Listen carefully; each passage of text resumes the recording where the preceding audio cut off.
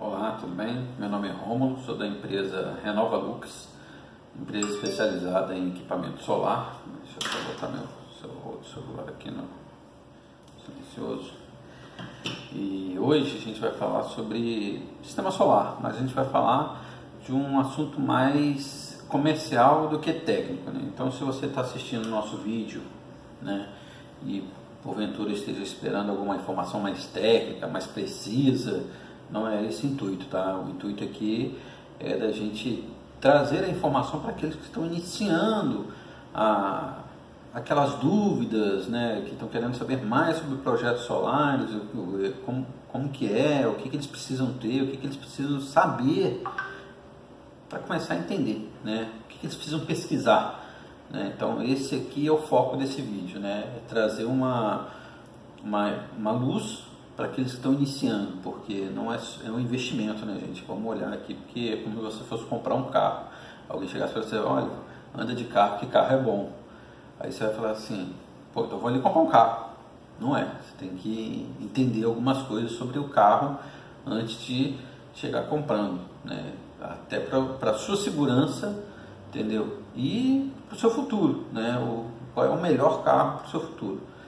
Então esse é o assunto do vídeo, tá? É um vídeo mais comercial, não é um vídeo técnico, mas quem quiser fazer perguntas, seja elas técnicas ou qualquer pergunta que quiser, faça no comentário, né? Para a gente é muito importante esse feedback de vocês no comentário, porque a gente pode produzir mais vídeos com essas questões que vocês levantam, né? E até para a pessoa que é técnica mesmo, o cara que queira entrar em assunto técnico, a gente também produz vídeos técnicos também, tá bom? Então vamos lá. Primeiro a gente vai alinhar os conceitos de energia solar, né? O que é energia solar, né? São placas, né? Todo mundo já sabe quais são as placas, né? Que você coloca em cima do seu telhado que capta a luz do sol, ou seja, ela é produzida através da luz solar, tá ok? Tem gente que já me chegou aqui e falou assim, mas quanto que é aquele que eu já tenho um sistema na minha casa há 10 anos? Como já tenho na sua casa há 10 anos? Né? E eu vou ver, não é de energia solar, é de aquecimento solar. Tem umas placas na casa dele, que tem uma serpentina embaixo das placas, que são aquecidas com o calor do sol, né? Então a água passa naquela serpentina, é aquecida com o calor do sol e armazenada em algum lugar, né? E depois ele usa à noite, ou usa durante o dia aquela água quente, ou seja, ele não precisa ligar o chuveiro elétrico ou aquecer a água, porque ele já tem água quente naturalmente, né? Não é esse o conceito aqui é você produzir a energia, entendeu? E você consumir, usar nos seus eletrodomésticos. Posso usar em qualquer eletrodoméstico? Você pode usar qualquer equipamento que você liga na tomada na sua casa ou na sua empresa. Posso usar numa freezer? Pode. Posso usar no meu fogão elétrico? Pode. Posso usar no meu ar-condicionado? Pode. Ventilador? Pode. Secador? Pode. Qualquer coisa elétrica, entendeu? É esse o intuito do projeto fotovoltaico, tá? Um projeto solar. Então vamos lá. Então voltando ao ponto, né? Então você tem as placas, que são colocadas, lógico, 80% dos projetos, as placas são colocadas no telhado das casas, né? Você coloca no telhado das casas e ali ela capta a luz solar, transforma em energia, tá? Só que essa energia não é uma energia útil, tá? É uma energia constante, né? Ou seja, eu preciso de um outro equipamento que transforme numa energia útil, né? O que é essa energia útil? É a energia alternada, é aquela que sai na sua tomada, que liga os seus eletrodomésticos. Então aquilo ali, eles usam a energia alternada. Então para isso eu preciso de um equipamento chamado inversor, que pega a energia que a placa produziu, que não é útil, e transforma ela em útil, né? Transforma ela em energia alternada. Então você já tem aí uma ideia, um desenho de uma casa, né, com as placas solares em cima e um equipamento que pega essa energia, converte, né, e joga no seu padrão, né, para o uso geral da sua casa. O que você não usa, né, ou seja, o que você está produzindo até a mais do que você está usando, né? E se você não usá-las, faz o quê? Aí você tem dois tipos de projetos, né, que eles chamam, dois tipos de sistemas, que eles chamam o on-grid e o off-grid. O on-grid, o seu sistema, ele é ligado à rede pública, né? Ou seja, então tudo aquilo que você produziu na placa foi convertido, não usou na sua casa, é disponibilizado na rede pública. Ele vai para as outras casas, para a rede pública distribuir essa energia, né? E automaticamente, né, a sua distribuidora, né, no caso aqui no estado do Rio que a gente está falando, a Enel, né, ela vai computar quanto de energia você está fornecendo para ela. Porque vai chegar um determinado momento que você não vai ter o sol, né? Vamos supor, anoiteceu, você chegou em casa para trabalhar, não tem sol.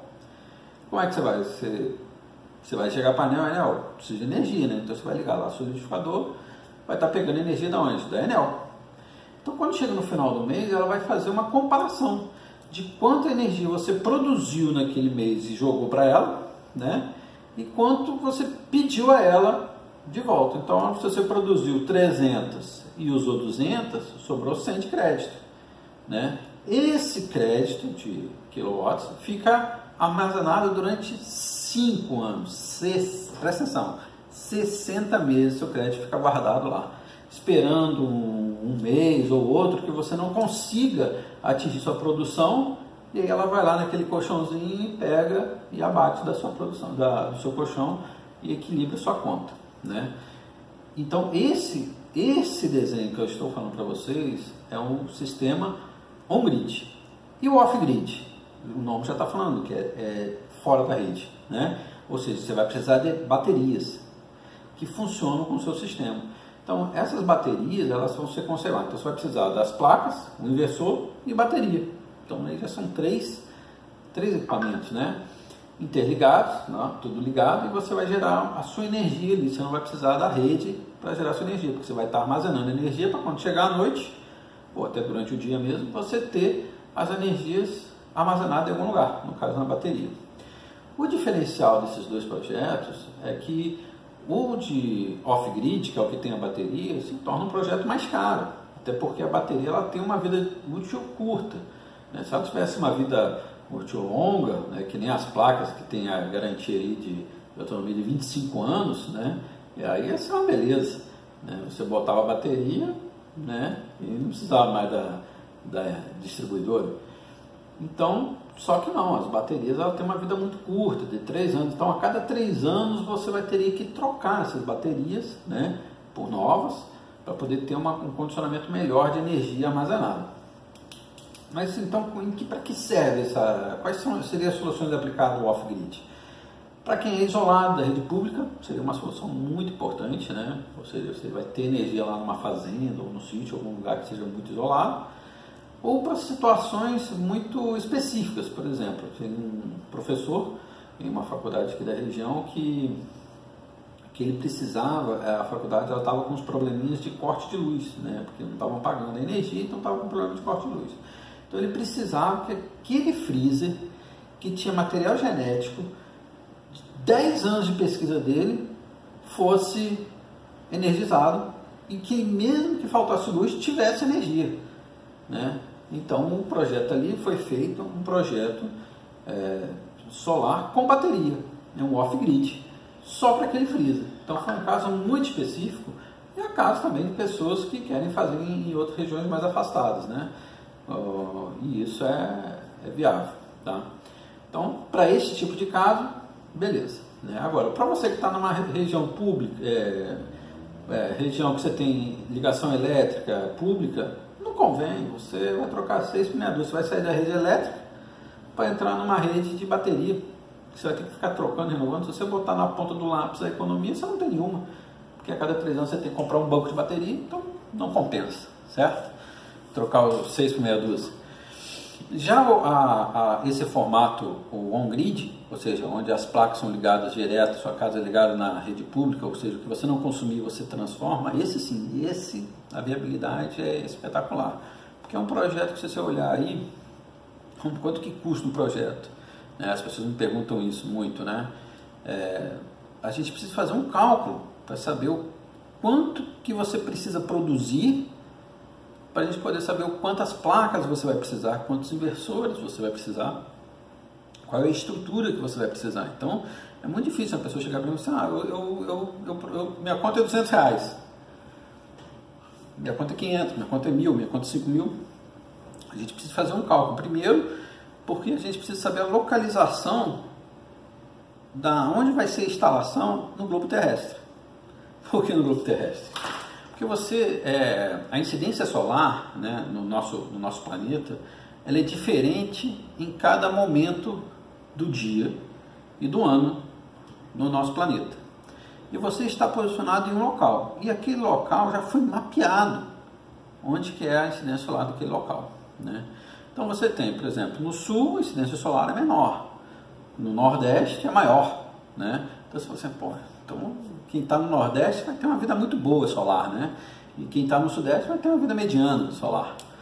Não é bem por aí, porque você tem vários fatores que implicam nisso aí. Então eu vou explicar um pouquinho mais para vocês entenderem. O primeiro fator é a sua localização, que é um fator para a gente poder fazer o cálculo de quanta incidência solar você tem na sua região. O segundo fator é o quanto que você gasta de quilowatts, né? Com esses dois fatores, a gente já consegue mensurar um valor de projeto para você. O terceiro é o tipo, né, do seu telhado, se você vai fazer no terreno, né, se você vai fazer no solo, se você vai fazer num telhado colonial, ou num telhado ondulado, ou numa laje. Por quê? Porque você tem que ter uma estrutura para cada tipo de telhado. Então, com esses três fatores, você já consegue mensurar um valor mais próximo de quanto será um projeto instalado na sua casa e você abater o que você consome hoje. Ou seja, se o seu consumo é de 300 watts, vamos criar uma produção de 300 watts. Assim você equilibra as suas contas. Você tira os seus gastos, você só paga o quê? As taxas fixas. Minha conta zera, Romulo? Não, sua conta não zera, tá? Isso é muito importante, que as pessoas acham que não vão pagar nada. Não, tem informações ali na sua conta que você paga, tá? Primeiro, a taxa de iluminação pública você tem que pagar, né? Você está usando a rede pública, então você paga. E se o seu relógio é mono, bi ou tri, você também paga aquela taxa de... Então você nunca zera, né? Você pode chegar a 97% de economia, né? Porque o foco nosso aqui é só o que você gasta de quilowatts, né? Que você pega na anel de quilowatts, você devolver para ela aquilo produzindo, e assim você não tem nenhuma dívida de quilowatts, certo? Então, entendendo esse ponto, você então, e como é que você calcula isso? Assim, aí é mais técnico, né? Mas vamos supor que você fala assim, então um projeto meu de 300 watts numa casa aqui no estado do Rio, que dá 10 placas, certo? Então no sul eu devo precisar de umas 13 placas, porque a incidência solar é muito baixa lá. Então para eu produzir os mesmos 300 watts, entendeu? Eu vou precisar de mais placas no sul do país, né? Tipo o Rio Grande do Sul, eu vou precisar de mais placas lá para poder produzir os mesmos 300 watts, para aquela placa poder produzir aqueles mesmos 300 watts. Então no Nordeste eu vou precisar de menos? Não sei, tem que avaliar. Porque no Nordeste você tem mais incidência solar. Então, obviamente, você teria que precisar de menos placas. Só que tem um item aí que a gente não pode esquecer, que é o calor. O calor, ele é um vilão nosso, porque ele não produz a energia. O que produz a nossa energia é o quê? A luz. Então, se o calor é o nosso vilão, ele tende a cair a autonomia da placa à medida que a placa fica quente. Quanto mais a placa aquece, mais a sua autonomia diminui. Então, a placa ela pode até desligar automaticamente se o calor exceder a margem de segurança dela, né? Então, isso é muito importante. Então, no Nordeste, como o calor é muito intenso, então a autonomia dela não garante que todas as placas vão produzir acima de 90%, porque o calor é muito grande, então é capaz dela cair e eu vou precisar de mais placa para poder fazer aquela produção. Enquanto no Sudeste não tem uma incidência solar tão grande como no Nordeste, mas também não é fraco como no Sul, mas é equilibrada e muito boa.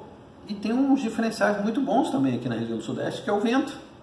O vento ele bate na placa, esfria a placa, e assim ela aumenta a sua produtividade, né? Então quando a gente vai colocar um painel solar numa casa do cliente, a primeira coisa que a gente olha é para onde está voltado o telhado, né?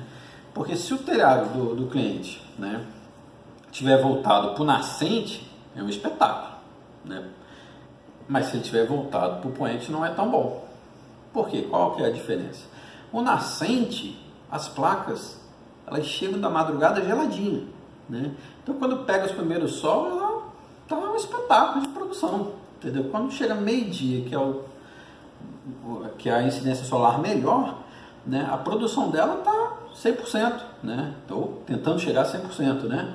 Só que ali ela também está esquentando, está chegando ao calor máximo dela. Então quando o sol começa a se pôr, né, quando passa do meio-dia, né, ela já está numa temperatura muito quente, ou seja, a produção dela talvez não seja mais 100%, talvez seja menos, né? E aí ela começa também a cair, mas o sol também começa a diminuir lá para as 3 horas da tarde. Então a produção dela às 3 horas da tarde pode não estar em 90%, pode estar em 90% ou menos, né? Então se eu coloco as placas solares só para pegar energia pós-meio-dia, o que acontece? Quando chegar meio-dia, a placa vai estar quente, né? Porque o calor em si da região já vai estar, então ela vai aquecer rapidinho quando o sol estiver batendo nela, né? Então por isso que a gente sempre viabiliza colocar as placas sentido ao pôr do sol, né? Que aí você já tem uma melhor produtividade, lógico, e tem outros fatores também. Se você estiver perto de rios, onde venta bastante, essas coisas assim, facilita mesmo. A inclinação, essas coisas, é um pouco mais técnico, né? Porque a inclinação é o que diz a posição da Terra com o Sol, né? Onde que o Sol está e onde você está na Terra. Talvez a inclinação do seu telhado mais a inclinação das placas é que dá o ajuste perfeito para as placas estarem corretamente na posição onde a gente consiga absorver mais energia, tá? Então essas pontes assim é mais técnicas, a gente entra em outro assunto, tá? Então aí você já entendeu então os dois tipos de sistemas e como ele funciona, tá? Então agora a gente vai falar sobre os dois tipos de projetos, tá? Existem dois projetos que, no caso, a Renovalux, ela trabalha, né? Existe o convencional e o microinversor. O convencional, ele se baseia no seguinte, né? Como no primeiro exemplo que eu dei, você tem as placas solares, né, no telhado, elas captam energia, transferem essa energia, né, essa corrente constante, até um inversor que transforma em alternada para o relógio da sua casa, que depois vai distribuir em todas as tomadas, né? Então esse é o modelo convencional. O modelo convencional, né, você vai ter um inversor para a sua quantidade de placas. Então se eu tiver 10 placas, eu vou ter um inversor para 10 placas. Se eu tiver 20 placas, eu vou ter que ter um inversor para essas 20 placas. Eu não posso chegar aqui com um inversor de 10 placas e botar mais 10 placas. Não. O inversor ele é dimensionado pela quantidade de placas, tá? Então eu tenho que saber a quantidade de placas, modelo de placas que você vai usar, se é de 330 watts, se é de 270 watts, se é de 365 watts, somar essa quantidade e ver qual é o inversor que consegue te atender com essa quantidade de placa, com essa quantidade de produção, né? A potência sua em quilowatts por potência. Então, aí você já entendeu como é que funciona o inversor, o convencional, que ele é dimensionado pela quantidade de placas. Então ele trabalha em série, né? Se ele trabalha em série, ele tem alguns probleminhas. Por exemplo, você já conhece a árvore de Natal, né? Que tem aquele pisca-pisca da árvore de Natal. Se você tira uma lâmpada daquela lá, o arranjo todo se apaga. O convencional tem esse problema também. Qualquer problema que você tiver numa placa, o restante do seu arranjo fica comprometido. Então vamos supor que você tenha um exemplo mais bobo possível. Vamos supor que você tem todas as suas placas aqui e o sol bate num poste, que vamos supor que tem um poste que é mais alto que a sua casa, e a sombra do poste bate apenas em cima de uma placa. Entendeu? Logo, essa placa, com essa sombra em cima dela, ela não vai produzir 100%, vai produzir menos. Vamos supor que ela produza 70%. Tá? As outras placas não vai ter a sombra, então elas teriam que produzir 100%. No convencional não é assim. No convencional ele identifica a menor produção, né? Como ele é um inversor para todas as placas, ele identifica a menor produção e faz toda a produção trabalhar somente com 70%. É uma perda, mas é a forma de trabalhar do convencional. Então, se um dia você também quiser, assim, Romulo, passou os 5 anos, você olhou assim, eu quero botar um ar-condicionado na minha varanda, trocar o meu fogão que é a gás, trocar para o elétrico, porque isso acontece, né? Você vê a sua facilidade de ter energia em casa, você já começa a pensar em trocar tudo para a energia elétrica, né? E aí o seu consumo aumenta, lógico, né? Então você vai ter que aumentar a sua produção. Se você não viabilizou isso no começo de um projeto convencional, né, preciso de 300 watts, mas eu vou botar um projeto de 400. Né? Então você vai ter que redimensionar o seu inversor convencional. Você vai ter que pegar o seu inversor, se ele não atender o crescimento, você vai ter que trocar o seu inversor. E o inversor custa em média aí 40% a 60% do projeto. Então é uma coisa que você tem que saber muito bem analisado quando você for falar com o seu vendedor ou com o seu consultor sobre isso, se você quer ou não, porque as pessoas, a maioria das vezes, chegam até a gente no limite do limite, né, dos seus gastos, né? Ou seja, ele já não cortou o chuveiro elétrico, ele já desligou o ar-condicionado da sala ou do escritório, já está no limite, né, botando tudo, a freezer no mínimo, do ar-condicionado no mínimo, tudo dele no mínimo, né? Já tira todos os equipamentos, ele já está no limite do caos dele de elétrico, né? Ele não consegue mais pagar aquilo. E aí de repente ele começa a ver um conforto, ele começa a voltar tudo para o padrão dele normal, né? Querer ligar a bomba de piscina, botar uma jacuzzi, trocar o fogão elétrico, trocar a churrasqueira com uma churrasqueira elétrica. Então seu consumo vai aumentar, vai usar o chuveiro elétrico de novo. Então você tem que ter uma noção exata de quanto de energia você precisa para o seu conforto, né? E aí a gente transformar esse projeto seu, viabilizar esse projeto seu no orçamento, né? Mas agora, se você não fez, pegou sua conta só, levou para o seu amigo lá, para ele poder, o seu consultor, e fala assim, não, eu quero um projeto de acordo com a minha conta, ou seja, beleza, ele vai fazer conforme você está mandando, mas é bom você ter esse conceito. Então futuramente, daqui 5 anos, ou 2 anos, ou 1 ano, você querer colocar mais placas, vai ter que pensar em mudar o seu inversor, né? E aí compromete um gasto maior do que você estava imaginando.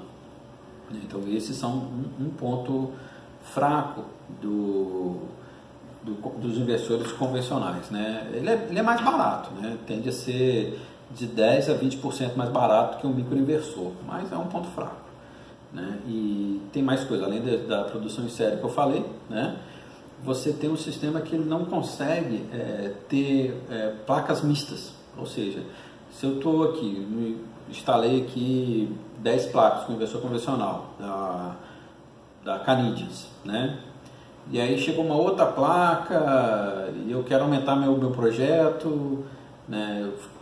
Eu olhei meu inversor, ou seja, comprei um inversor para 400 watts, né? Mas eu só botei 300 watts de placa e eu tenho mais 100 watts para crescer, né? Ou seja, eu fiz mais ou menos projeto para 10 placas e eu tinha mais 5 placas para crescer. Estou dando um exemplo bem simples para a gente poder entender a temática do negócio. Então, essas 5 placas eu vi no mercado, umas placas boas e tal, que lançaram 5 anos depois, chineses, não vou poder colocar no meu projeto. Por quê? Porque o meu projeto são placas canadenses, não vai aceitar aquelas placas. Entendeu? Nem que seja alemã, não, tem que ser da mesma marca e o mesmo modelo de placa, né? É uma sintonia. Com o microinversor, essas situações que eu exemplifiquei aqui, elas são diferentes, elas não acontecem desse jeito. O microinversor já trabalha em paralelo, ou seja, ele não é em série, uma coisa de cada vez, ele é em paralelo, né? Um do ladinho do outro. E não fica numa posição na sua casa, porque tem conversor convencional aí que chega a 60 quilos, né? Dependendo do seu projeto, vai ocupar um espaço. E o microinversor não, ele fica na placa, né? Ou seja, você tem a placa e ele é conectado perto da placa, então ela já produz e já converte, né? E aquilo ali já vai, igual o mapa anterior que eu falei, já vai ser distribuído na sua casa. Então o microinversor ele te dá essa flexibilidade, entendeu? Ou seja, por ele ser ligado direto à placa, ele pode controlar 2, 3 ou 4 placas, né? E ele faz essa diferenciação do projeto, ou seja, se eu tenho um inversor para cada placa, se uma placa apresenta algum problema, tipo cai a produção dela para 70%, ela não vai influenciar nas outras placas, né? Sua produção vai continuar no máximo nas outras placas, só aquela que sofreu uma redução, né? E se eu tiver algum problema, ele também consegue isolar aquele problema e a gente continuar a produção com as outras placas. Não tem nenhum problema de, eu tirei uma placa aqui e o seu conjunto ficou off, não. o seu conjunto continua produzindo, somente uma placa que apresenta um problema. E isso você também pode até identificar no celular. E isso facilita muito para a gente que é instalador, que dá manutenção, suporte. No convencional eu teria que ir com equipamento específico para medir onde está o problema. Testar cada placa, testar o inversor, testar tudo. Enquanto no microinversor eu já olho no celular mesmo, eu consigo consultar, falar assim, não, esse arranjo aqui tem um problema ali na placa X. Então eu consigo identificar onde está o problema e tratar esse problema, ou no inversor ou na placa. Então de repente eu já chego até com a solução.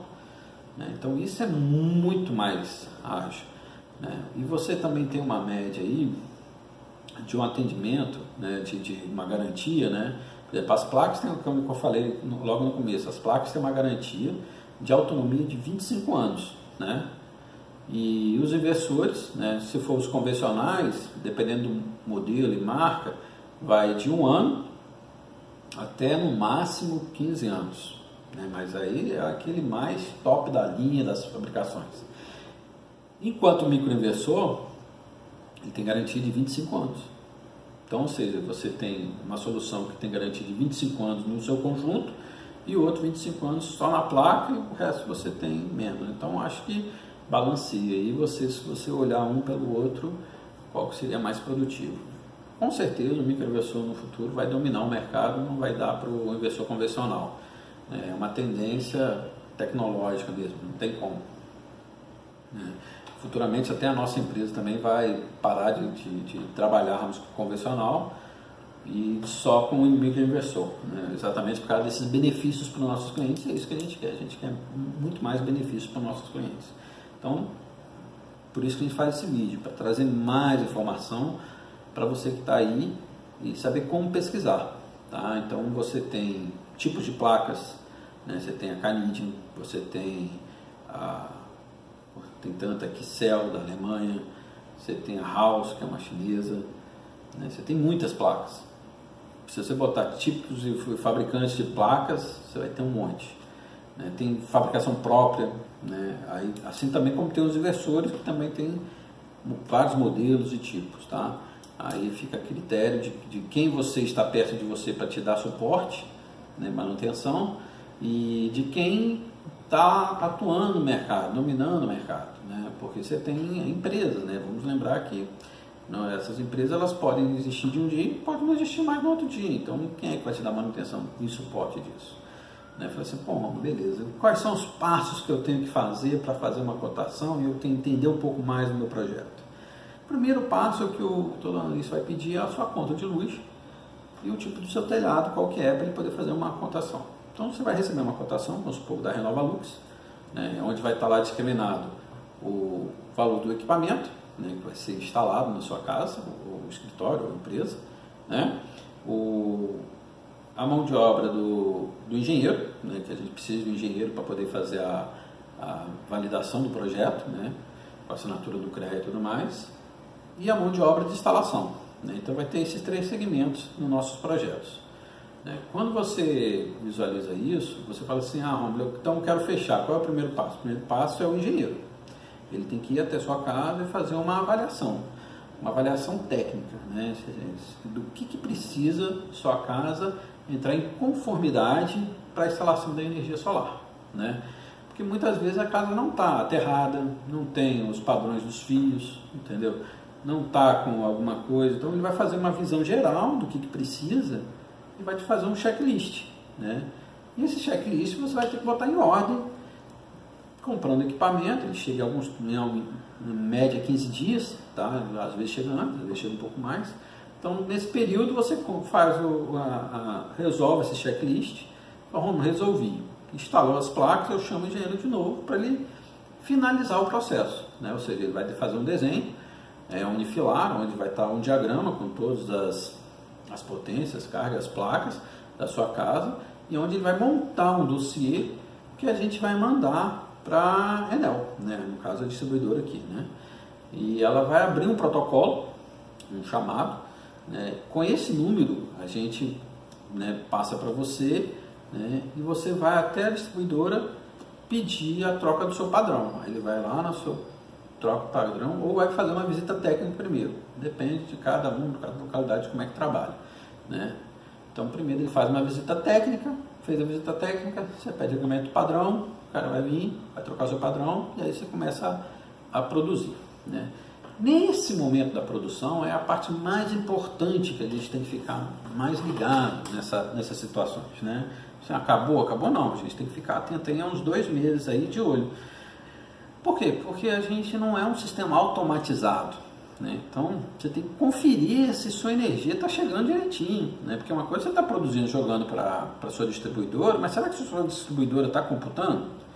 Então a primeira conta a gente vai analisar quanto que você jogou para a distribuidora e quanto ela computou na sua conta, porque se tiver algum erro a gente tem que resolver isso com ela, né? A gente tem que abrir um processo e resolver essa situação até para ela corrigir a sua conta, né? Para você não pagar aquela conta, né? Então ela vai corrigir aquela conta, a gente vai resolver o processo e vai identificar, porque já pegamos clientes aqui que ao invés dela, que o cliente produziu, né, 200 watts, era para ele quitar, ele tinha uma conta de 250 watts, né, e ele produziu 200 watts, né, era começo e tal, não fechou um mês inteiro para ele ter mais de 200 watts. Então ela tinha que gerar um valor de cobrança só de 50 watts, que era a diferença. E gerou um valor de cobrança de 450 watts, ou seja, né, acabou somando ao invés de diminuir, né? Então a gente foi lá, checou, pediu para ela enviar outra boleto de pagamento, né, e corrigiu o problema em questão ali, né? Ela corrigiu, no outro mês não veio mais, né? A gente ficou esperando uns 2, 3 meses ver se corrigir mesmo, porque influência ou não, você tem um humano na ponta fazendo o acerto dos dados, então você tem que fazer esse cheque. Depois que tudo se torna automático, aí beleza, mas até essa automação a gente tem que ver se está tudo em ordem, tá? Então assim, isso aí são dicas, tá? De como você se deve se preocupar, né?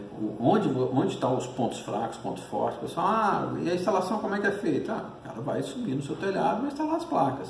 É bom ter algumas telhas, né? Quem tem telha, é bom ter, sim, porque não existe aquele que não, eu não quebro nenhuma.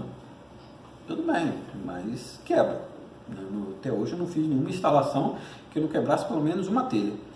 Então quebra. Então é bom você ter aquelas telhazinhas também para ajudar a você não ficar com nenhuma telha quebrada lá em cima, né? Até aquelas que dão aquele stack, mas não abre, eu falo que quebrou. Não, tem que quebrar essa telha aí, porque depois pinga no seu telhado, né? Bom, gente, espero ter ajudado. A ideia era trazer um pouco mais só de um conceito, não entrar em muito termo técnico. Espero não ter entrado no techniquez, tá? A ideia era essa mesmo, não entrar.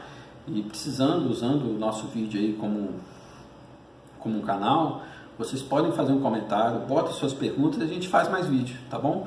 Então, meu nome é Romulo, sou da empresa RenovaLux. Qualquer coisa que precisar, www.renovalux.com.br. Só chegar lá e pedir uma solicitação, um orçamento ou tirar sua dúvida, tá bom? Isso aí, obrigado.